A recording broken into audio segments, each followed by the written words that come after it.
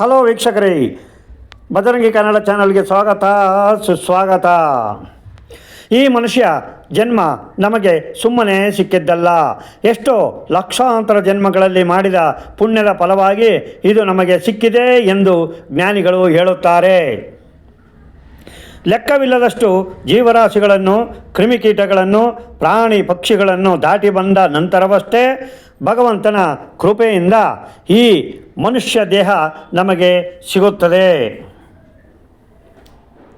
ಪ್ರತಿ ವರ್ಷ ವಸಂತಕಾಲ ಬಂದಾಗ ನಾವು ಎಣ್ಣೆ ಹಚ್ಚಿ ಸ್ನಾನ ಮಾಡಿ ದೇವರಿಗೆ ಪೂಜೆ ಸಲ್ಲಿಸಿ ಹೊಸ ಬಟ್ಟೆಗಳನ್ನು ಧರಿಸಿ ಮನೆಗೆ ಮಾವಿನ ತೋರಣ ಕಟ್ಟಿ ಬೇವು ಬೆಲ್ಲ ತಿನ್ನುತ್ತಾ ಯುಗಾದಿ ಹಬ್ಬವನ್ನು ಭಕ್ತಿಯಿಂದ ಆಚರಿಸುತ್ತೇವೆ.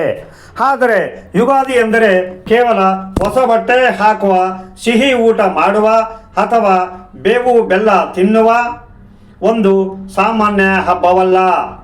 ಈ ಹಬ್ಬದ ಹಿಂದೆ ಅಡಗಿರುವ ರಹಸ್ಯ ಮತ್ತು ಈ ಬ್ರಹ್ಮಾಂಡದ ಸೃಷ್ಟಿಯ ಕತೆ ತುಂಬ ಅದ್ಭುತವಾಗಿದೆ. ಇದನ್ನು ಕೇಳಿದರೆ ಪ್ರತಿಯೊಬ್ಬರಿಗೂ ಮೈ ಜುಮ್ಮೆನ್ನಿಸುತ್ತದೆ. ನಮ್ಮನ್ನು ಸೃಷ್ಟಿಸಿದ ಭಗವಂತನ ಶಕ್ತಿ ಮತ್ತು ಈ ಜಗತ್ತಿನ ವಿಸ್ತಾರವಾದ ಬಗ್ಗೆ ನಮಗೆ ಸಂಪೂರ್ಣವಾಗಿ ತಿಳಿಯುತ್ತದೆ.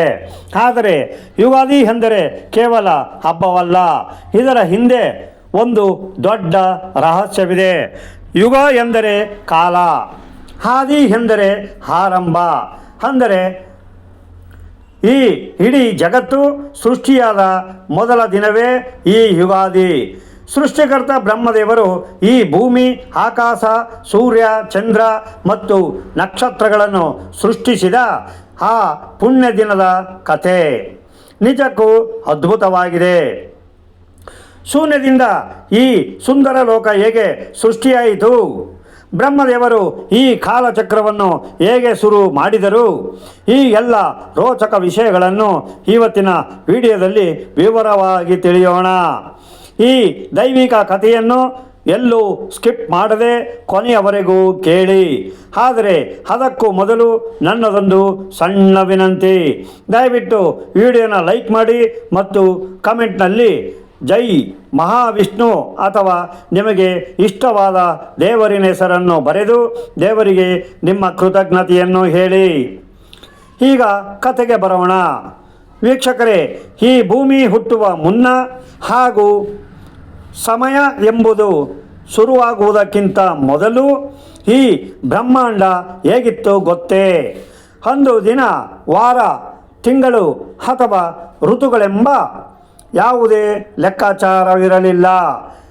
ಇಡೀ ಸೃಷ್ಟಿಯಲ್ಲಿ ಕೇವಲ ಶೂನ್ಯವಷ್ಟೇ ತುಂಬಿತ್ತು. ನೀವು ಎಲ್ಲಿ ನೋಡಿದರೂ ಕೊನೆಯೇ ಇಲ್ಲದ ಅನಂತವಾದ ಬಯಲು ಮತ್ತು ಅಳೆಯಲಾಗದಷ್ಟು ಆಳವಾದ ಪ್ರದೇಶವಿತ್ತು. ಸಾಮಾನ್ಯ ಮನುಷ್ಯನಿಗೆ ಭಯ ಹುಟ್ಟಿಸುವಂತಹ ದಟ್ಟವಾದ ಕತ್ತಲು ಮಾತ್ರ ಇಡೀ ಬ್ರಹ್ಮಾಂಡವನ್ನು ಆವರಿಸಿಕೊಂಡಿತ್ತು. ಅಲ್ಲಿ ಪೂರ್ವ, ಪಶ್ಚಿಮ ಅಥವಾ ಉತ್ತರ, ದಕ್ಷಿಣ ಎಂಬ ಯಾವುದೇ ದಿಕ್ಕುಗಳು ಇರಲಿಲ್ಲ. ಮೇಲು ಮತ್ತು ಕೀಳು ಎಂಬ ವ್ಯತ್ಯಾಸವೇ ಇರಲಿಲ್ಲ. ಆಕಾಶದಲ್ಲಿ ಸೂರ್ಯನೂ ಇರಲಿಲ್ಲ, ಚಂದ್ರನೂ ಇರಲಿಲ್ಲ. ಕೊನೆಗೆ ನಕ್ಷತ್ರಗಳ ಒಂದು ಸಣ್ಣ ಸುಳಿವು ಕೂಡ ಇರಲಿಲ್ಲ. ಭೂಮಿ, ಆಕಾಶ, ಗಾಳಿ, ಬೆಂಕಿ, ಬೆಳಕು ಅಥವಾ ಶಬ್ದ ಯಾವುದು ಆ ಕಾಲದಲ್ಲಿ ಹುಟ್ಟಿರಲೇ ಇಲ್ಲ. ನೀವು ಎಲ್ಲಿ ನೋಡಿದರೂ ಕೇವಲ ಮಹಾಪ್ರಳಯದ ನೀರು ಮಾತ್ರ ಇತ್ತು. ಅಂದರೆ ಅಲೆಗಳೇ ಇಲ್ಲದ, ಯಾವುದೇ ಶಬ್ದವೇ ಇಲ್ಲದ ಶಾಂತವಾದ ಸಮುದ್ರದ ನೀರು ಮಾತ್ರ ಎಲ್ಲೆಡೆ ಆವರಿಸಿಕೊಂಡಿತ್ತು. ಆ ಇಡೀ ಬ್ರಹ್ಮಾಂಡದಲ್ಲಿ ಕೇವಲ ಭಯಾನಕವಾದ ಸ್ಮಶಾನ ಮೌನ ಮನೆ ಮಾಡಿತ್ತು.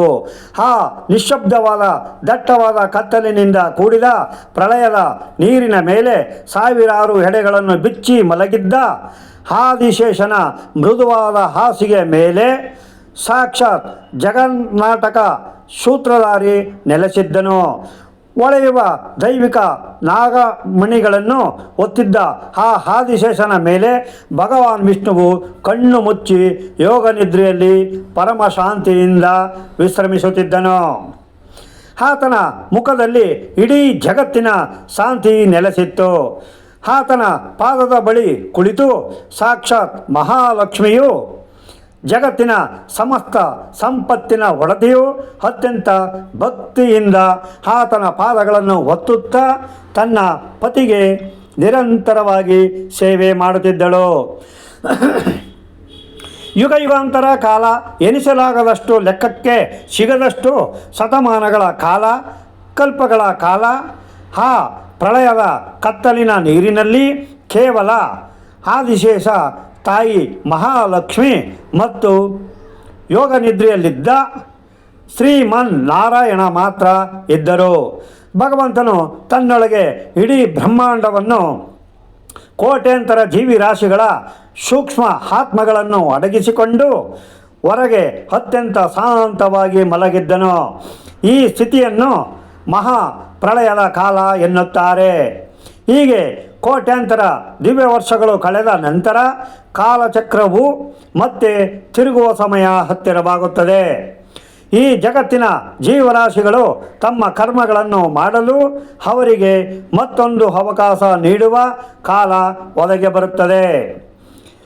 ಶ್ರೀಹರಿಯ ದಿವ್ಯವಾದ ಯೋಗನಿದ್ರೆ ಮುಗಿಯುವ ಆ ಪರಮ ಪವಿತ್ರ ಕ್ಷಣ ಸಮೀಪಿಸುತ್ತದೆ. ಸೃಷ್ಟಿ, ಸ್ಥಿತಿ ಮತ್ತು ಲಯ ಎಂಬ ಈ ಮುಗಿಯದ ಕಾಲಚಕ್ರವನ್ನು ಮತ್ತೆ ಚಲಿಸುವಂತೆ ಮಾಡುವ ಸಮಯ ಬರುತ್ತದೆ.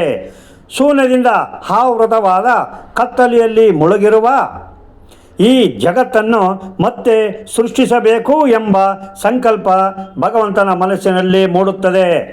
ತನ್ನೊಳಗೆ ಅಡಗಿರುವ ಕೋಟ್ಯಾಂತರ ಜೀವಿರಾಶಿಗಳಿಗೆ ಮತ್ತು ಆತ್ಮಗಳಿಗೆ ಮತ್ತೆ ಆಶ್ರಯ ನೀಡಬೇಕು. ಅವರವರ ಇಂದಿನ ಕರ್ಮಗಳಿಗೆ ತಕ್ಕಂತೆ ಹೊಸ ದೇಹಗಳನ್ನು ನೀಡಬೇಕು ಹಾಗೂ ಅವರು ತಮ್ಮ ಜೀವನದ ಅನುಭವಗಳನ್ನು ಪಡೆಯಲು ಸರಿಯಾದ ವೇದಿಕೆಯನ್ನು ಸಿದ್ಧಪಡಿಸಬೇಕು ಎಂಬ ಮಹಾನ್ ನಿರ್ಧಾರವನ್ನು ಭಗವಂತನು ಮಾಡುತ್ತಾನೆ. ಭಗವಂತನ ಈ ಒಂದು ಸಣ್ಣ ಸಂಕಲ್ಪದ ಪ್ರಭಾವದಿಂದ ಅಲ್ಲಿಯವರೆಗೆ ಸಂಪೂರ್ಣ ಶಾಂತವಾಗಿದ್ದ ಪ್ರಳಯದ ನೀರು ಏಕಾಏಕಿ ಭೀಕರವಾಗಿ ಕಂಪಿಸಲು ಶುರು ಆಗುತ್ತದೆ. ವಿಷ್ಣುವಿನ ಆ ದೈವಿಕ ನಿರ್ಧಾರದ ಬೆನ್ನಲ್ಲೇ ಆತನ ಒಕ್ಕಳಿನಿಂದ ಅಪಾರ ತೇಜಸ್ಸಿಂದ ಕೂಡಿದ ಚಿನ್ನದ ಬಣ್ಣದ ಅದ್ಭುತವಾದ ಕಮಲದ ಹೂವೊಂದು ಮೆಲ್ಲನೆ ಅತ್ಯಂತ ಸುಂದರವಾಗಿ ಹರಳಿ ಬರುತ್ತದೆ. ಆ ನಾಭಿ ಕಮಲದ ಕಾಂಡವು ಸಾವಿರಾರು ಯೋಜನೆಗಳಷ್ಟು ಉದ್ದವಾಗಿತ್ತು. ಆ ಕಮಲವು ಎಷ್ಟೊಂದು ಬಾರಿ ಗಾತ್ರದಾಗಿತ್ತು ಎಂದರೆ ಅದು ತನ್ನ ದಳಗಳನ್ನು ಬಿಚ್ಚುತ್ತಾ ಇಡೀ ಬ್ರಹ್ಮಾಂಡವನ್ನು ಹಾಗೂ ಅನಂತವಾದ ಆಕಾಶವನ್ನೇ ಆವರಿಸುವಂತೆ ವಿಶಾಲವಾಗಿ ಬೆಳೆಯಲಾರಂಭಿಸುತ್ತದೆ. ಆ ಚಿನ್ನದ ಕಮಲದ ಪ್ರಕಾಶ ಎಷ್ಟಿತ್ತೆಂದರೆ ಕೋಟಿ ಕೋಟಿ ಸೂರ್ಯರು ಒಟ್ಟಿಗೆ ಆಕಾಶದಲ್ಲಿ ಬಂದು ನಿಂತರೆ ಎಷ್ಟು ಬೆಳಕು ಇರುತ್ತದೆಯೋ ಅಷ್ಟು ಪ್ರಕಾರವಾದ ದೈವಿಕ ಬೆಳಕು ಆ ಕಮಲದ ಸಾವಿರಾರು ಚಿನ್ನದ ದಳಗಳಿಂದ ಹೊರ ಸೂಸುತ್ತಿತ್ತು. ಆ ಅಪಾರವಾದ ದೈವಿಕ ಬೆಳಕಿನಿಂದ ಅಲ್ಲಿಯವರೆಗೆ ಯುಗ ಯುಗಾಂತರಗಳಿಂದ ಬ್ರಹ್ಮಾಂಡವನ್ನು ಆವರಿಸಿದ್ದ ಭಯಾನಕ ಕತ್ತಲೆ ಸಂಪೂರ್ಣವಾಗಿ ನಾಶವಾಯಿತು. ಆ ದೊಡ್ಡ ಕಮಲದ ಹೂವು ಹರಳುತ್ತಿದ್ದಂತೆ ಇಡೀ ಬ್ರಹ್ಮಾಂಡದಲ್ಲಿ ಓಂ ಎಂಬ ಪರಮ ಪವಿತ್ರವಾದ ದೈವಿಕ ನಾದವು ಕೇಳಿ ಬರಲು ಶುರುವಾಯಿತು.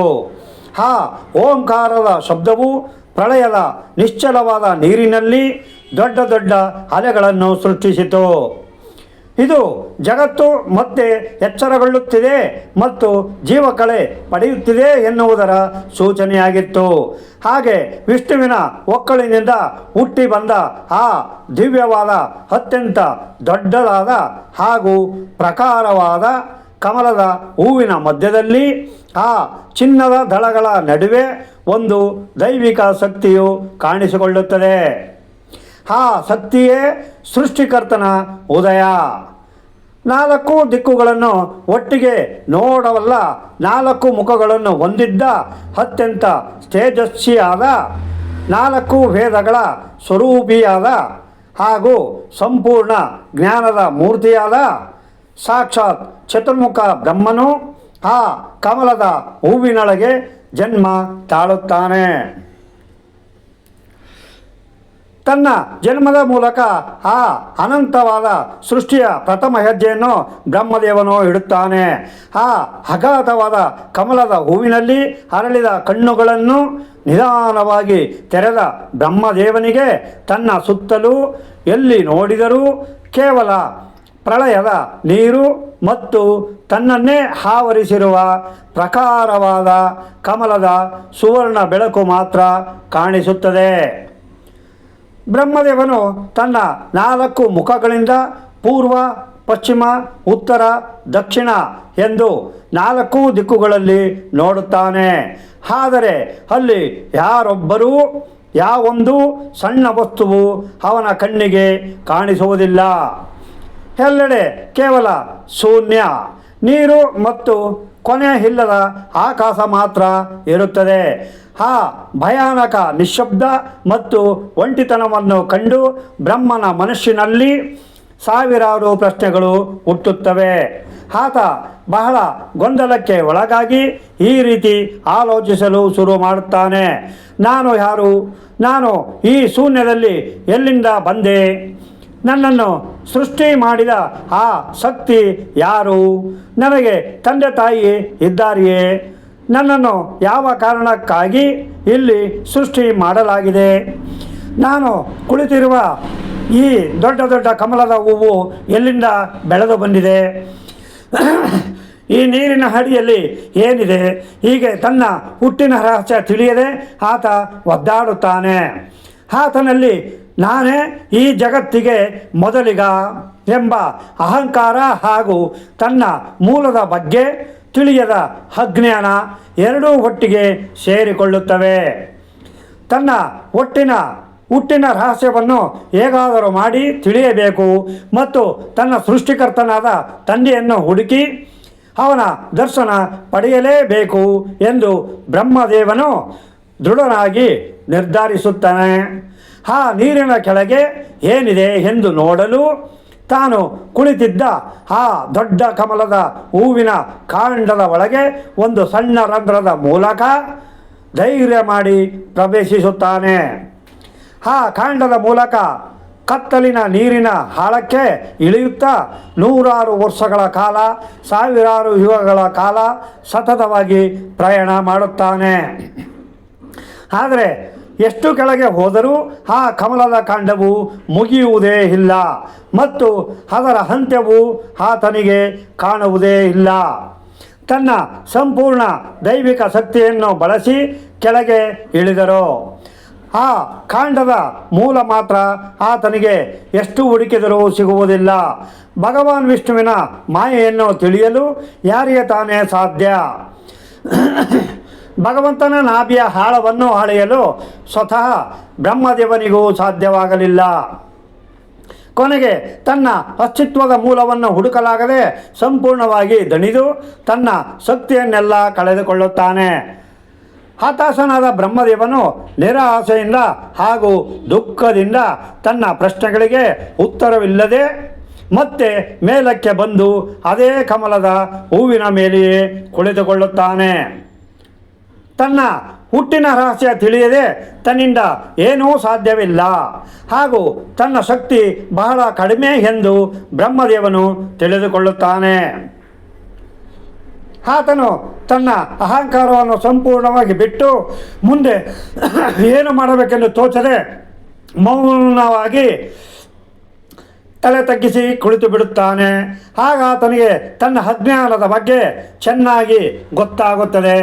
ಈ ಜಗತ್ತಿನಲ್ಲಿ ತನಗಿಂತ ಮೀರಿದ ಊಹೆಗೂ ನಿಲುಕದ ಅಗಾಧ ಶಕ್ತಿಯೊಂದು ಇದೆ ಎಂಬ ಪರಮ ಸತ್ಯ ಆತನಿಗೆ ಅರ್ಥವಾಗುತ್ತದೆ. ವೀಕ್ಷಕರೇ, ಈ ಕತೆ ತುಂಬ ದೊಡ್ಡದಾದ್ರಿಂದ ಇದನ್ನು ಭಾಗ 2 ಅಂತೇಳಿ ನಾಳೆ ವಿಡಿಯೋ ಮಾಡ್ತೀನಿ. ಇದನ್ನು ನೋಡ್ತಾ ಇರಿ. ಅಲ್ಲಿವರೆಗೆ ನಮಸ್ಕಾರ.